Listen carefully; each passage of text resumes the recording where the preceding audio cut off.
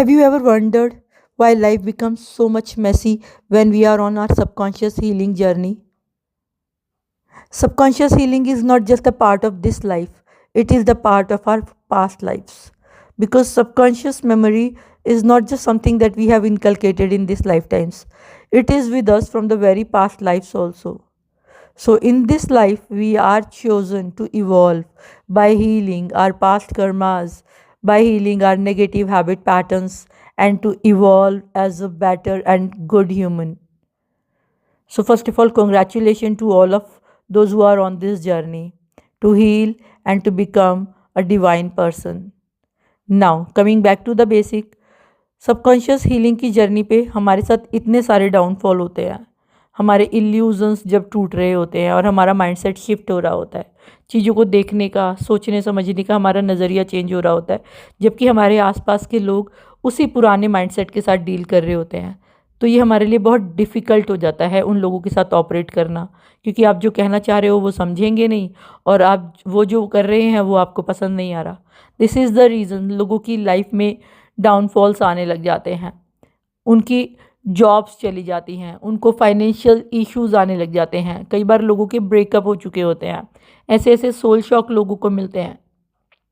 But ultimately truth तो यही था ना कि हम यहाँ पर इवॉल्व होने के लिए आए हुए हैं। तो अब जब हमारी लाइफ इतनी मैस से गुजर रही है, this is the time to understand that all those are the subconscious triggers which we are here to heal. Unless we heal those triggers, we'll keep repeating the patterns. This is the reason why people keep repeating the patterns, because they do not understand how does subconscious work.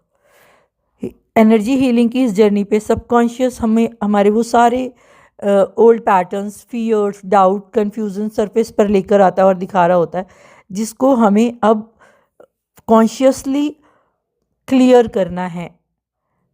यहाँ से हमारी consciousness raise होती है और हम अपनी consciousness से अपनी new life, new divine life को रीराइट करते हैं। But ultimately subconscious mind is so powerful, so most of us gets a lot of problems, a lot of issues. We take a lot of time. So keeping patience is also very important on this journey. ये कुछ ऐसी important चीज़ें हैं जो मैंने अपनी journey पे सीखे हैं। आप लोगों के पास क्या एक्सपीरियंस है ज़रूर शेयर कीजिएगा under the video. Do comment so that we can grow together. Thank you so much for listening to me, and if you feel that this resonates and this can be shared with someone you love or on the same journey, do share and do follow the channel for more this type of videos. Thank you.